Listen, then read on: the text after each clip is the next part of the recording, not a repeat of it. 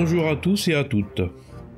Après la création de l'homme androgyne, après la séparation de l'homme et la femme en Adam et Ève, après l'apparition de Lilith, la démone qui hante les hommes, nous allons nous tourner vers un quatrième récit de la création d'Adam, celui que nous trouvons dans le Coran. Bon, cette vidéo va être un petit peu difficile, un petit peu technique, et qu'il s'agit d'expliquer un texte obscur, un texte mystérieux, avec des concepts qui ne sont pas habituels et qui peuvent, au départ, désarçonner. Nous ne sommes pas une chaîne de la facilité, je vous demande de faire cet effort d'étude et de compréhension. Pour ceux qui ne connaissent pas le Coran, je voudrais préciser une chose. Celui-ci est très différent de la Bible dans la forme. La Bible est constituée par un récit narratif linéaire qui débute avec la création du monde et qui se termine à la fin du monde. Et chacun des récits de la vie des personnages s'inscrit dans une chronologie, dans une temporalité et a une place précise dans ce récit linéaire.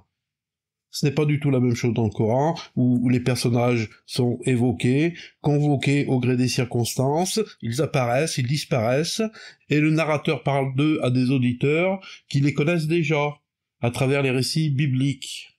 Et en fait, le récit coranique leur ôte leur dimension historique et les restaure dans une dimension mythologique, intemporelle. Mais il ne faut pas se tromper. Le récit linéaire de la Bible est un leurre. En réalité, quand on se penche plus précisément sur le texte, on se rend compte que le texte biblique cache une conception cyclique du temps, dans lequel se reproduit toujours le même. Et en réalité, la naissance d'Adam n'est pas la naissance du premier homme, mais l'éternel retour de l'homme primordial à chaque naissance d'un nouvel humain. Nous sommes d'abord créés Adam, nous devenons ensuite soit Adam, soit Ève, selon notre sexe, et enfin nous devenons monsieur un tel ou madame un tel, selon ce que nous destine la vie. Bon, revenons à nos moutons, la création d'Adam dans le Coran. Je vais lire le texte, et vous allez vous rendre compte qu'il est mystérieux, qu'il est difficilement compréhensible, et on ne pourra accéder au sens qu'après avoir fait un effort d'interprétation et de compréhension. Pour cette lecture, j'ai voulu lui donner une certaine solennité, est peut-être un peu difficile pour des oreilles occidentales, donc si cela vous ennuie, vous pouvez avancer de 2 minutes dans la vidéo et on se retrouve juste après. Quand ton Seigneur a dit aux anges, « Me voici, je mettrai sur terre un calife. »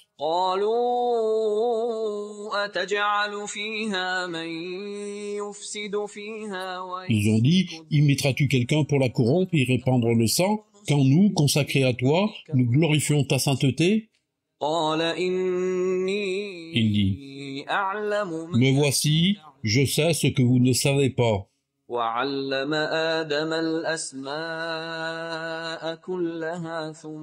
Il enseigne à Adam les noms, tous, puis il les présente aux anges.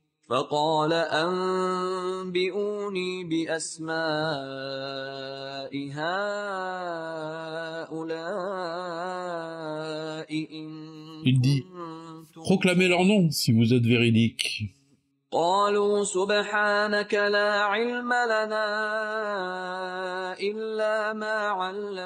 ont dit, gloire à toi, nous ne savons rien, sauf ce que tu nous enseignes, te voici, toi, le savant, le sage.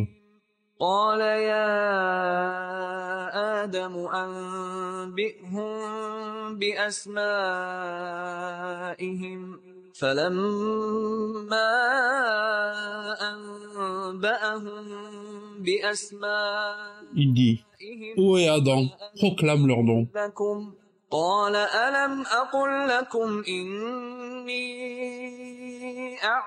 Quand il proclame leur nom, il dit, ne vous l'avais-je pas dit? Je connais les mystères des ciels et de la terre. Je sais ce que vous manifestez et ce que vous cachez.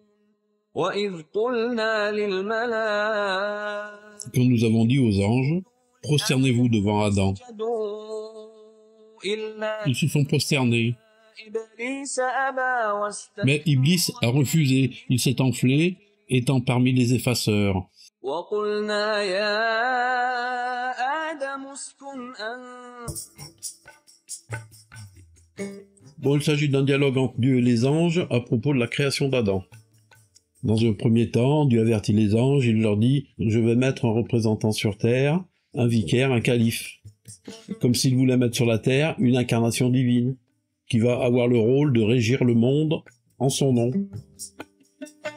Alors la réaction des anges est pour nous chrétiens un petit peu surprenante, parce que nous avons appris qu'une incarnation divine, eh bien c'était le petit Jésus, c'est la douceur, la gentillesse, aimez-vous les uns les autres, etc. Mais là les anges disent, mais tu vas mettre quelqu'un pour corrompre la terre et apporter le chaos, la désolation.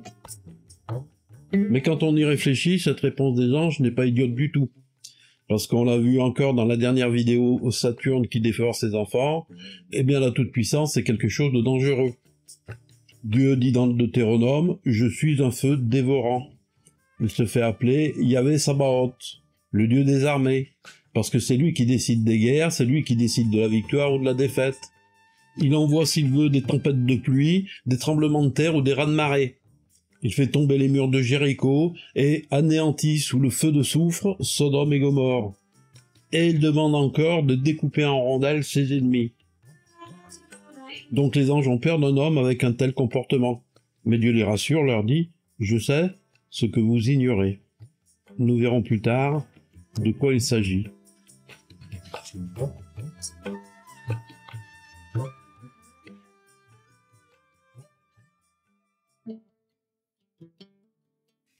Puis vient la création d'Adam, auquel Dieu enseigne la totalité des noms. Habituellement, dans la plupart des traductions, on parle des noms des êtres, des noms des objets, des noms des choses, comme dans la Genèse, où Dieu demande à Adam de nommer les animaux. Mais en réalité, il ne s'agit pas du tout de ça, parce que ça ne fait pas sens. Non, ici, il s'agit des noms de Dieu. Mais en réalité, le Très-Haut ne saurait avoir de nom. Allah n'est pas un nom, mais signifie le Dieu. Donner un nom à Dieu, c'est le transformer en objet ou en personne, et évidemment Dieu n'est ni l'un ni l'autre, et ne saurait être nommé. Le Tao que l'on peut nommer n'est pas le Tao. Ainsi les noms par lesquels il se nomme lui-même ne sont pas des noms, mais des qualités. Qualités en couple d'opposés au moyen desquels il crée le monde. Par exemple, il est celui qui élève, il est celui qui abaisse, il est celui qui rend puissant et celui qui humilie les fiers. La création est ainsi théophanie des noms divins. Les noms pourraient s'apparenter aux idées de Platon ou aux archétypes de Jung. À ce stade, qu'Adam connaisse l'ensemble des noms signifie qu'il est en capacité de manifester l'ensemble des qualités divines. C'est pourquoi il est appelé calife, représentant de Dieu sur terre. Il est dit dans la Bible que l'homme est créé à l'image de Dieu, c'est-à-dire qu'il en possède toutes les qualités. Ce qui, rappelons-le, a effrayé les anges, de voir apparaître sur terre un être tout-puissant. Alors après que Dieu ait monté aux anges son prodige, c'est-à-dire la création d'un être qui possède l'ensemble des qualités divines, il leur dit « Ne vous ai-je pas dit que je connais les mystères des cieux et de la terre, et que je sais ce que vous divulguez et ce que vous cachez ?» On l'a vu dans la Genèse, au commencement, Dieu crée la terre et les cieux. C'est le premier acte de Dieu, celui qui contient tous les actes. Les cieux et la terre représentent la première division, la division fondamentale, la division à partir de laquelle toutes les autres divisions s'articulent, en particulier la division entre l'homme et la femme. On apprend également dans ce verset que la deuxième fonction des anges, après celle de chanter la gloire de l'Éternel, c'est de montrer et de cacher. Mais quoi donc? Eh bien, les qualités divines. Celles-ci étant faites d'opposés, elles ne peuvent se manifester simultanément, sans quoi elles s'annulent. Donc le rôle des anges est de permettre l'alternance des qualités, leur différenciation à travers l'occultation et la manifestation. Et la différenciation fondamentale, pour l'Adam primordial androgyne et tout-puissant, c'est d'être sexué, c'est-à-dire divisé selon le sexe. Ainsi l'homme et la femme ne manifestent qu'une partie des qualités, bien qu'ils les manifestent toutes à eux deux. C'est ainsi que dans la Genèse, Ève est extraite d'Adam, c'est-à-dire que sa part féminine lui est occultée, et que naît Lilith, la démone, qui hante la nuit des hommes. Par le jeu de l'occultation et de la manifestation naît l'altérité, qui est alternance des manifestations.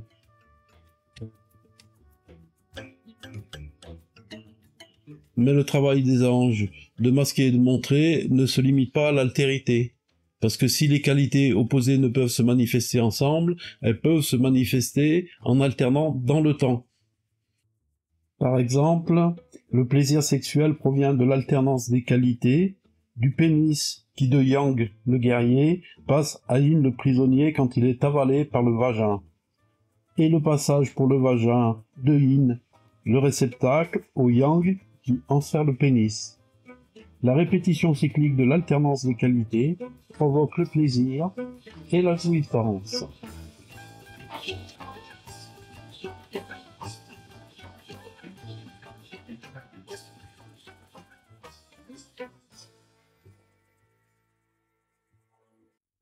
L'homme parfait, dans le sens taoïste du terme, c'est-à-dire l'homme accompli, c'est l'homme qui est capable d'alterner l'ensemble des qualités, c'est-à-dire d'être ferme tout en restant souple, d'être fort tout en restant doux.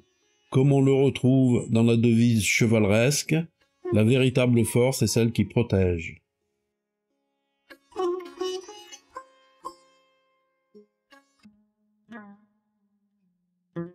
Sauf qu'il y a Iblis.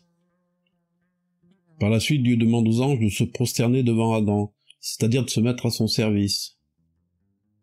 Tous acceptent, sauf Iblis, qui refuse de servir l'homme. Il refuse de faire le travail d'occultation et de manifestation. Il refuse que l'homme soit clivé. Il refuse la castration, il refuse l'altérité.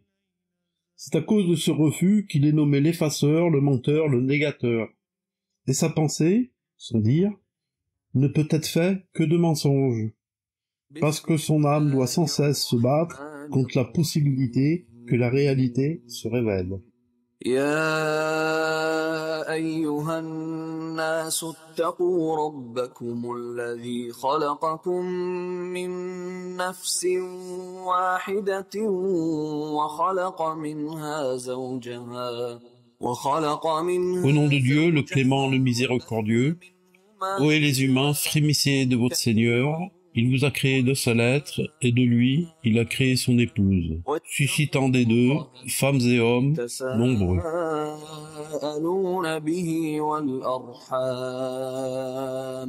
Il est dit aussi qu'il est enflé d'orgueil, simplement parce que ce refus de l'occultation a pour cause le refus de renoncer à la toute-puissance. En langage moderne, on dira qu'Iblis, il est le pervers narcissique. Pour ceux qui ont vu la précédente vidéo, Gabin, alias Grand Gilles, dans la traversée de Paris, en est le prototype. On imagine que sans ce fameux Iblis, l'homme vivrait dans un monde où l'alternance des qualités suivrait le chemin de l'harmonie divine. Il semble que ce ne soit pas le cas. Iblis, Satan, est souvent représenté avec un œil occulté par la main. Cette image est particulièrement fréquente dans la jet-set, le showbiz. L'harmonie dans l'alternance des qualités, c'est de pouvoir passer de la vue extérieure, yeux ouverts, yang, à la vue intérieure, yeux fermés, yin. Mais les deux yeux sont coordonnés, ils se ferment et ils s'ouvrent d'un même mouvement. Iblis, occultant son œil de la main, ne voit le monde que d'un œil, que d'un côté. Point de vue masculin ou point de vue féminin, mais pas point de vue humain, avec les deux yeux ouverts. Il n'y a pas de troisième œil. Il faut juste ouvrir les deux yeux.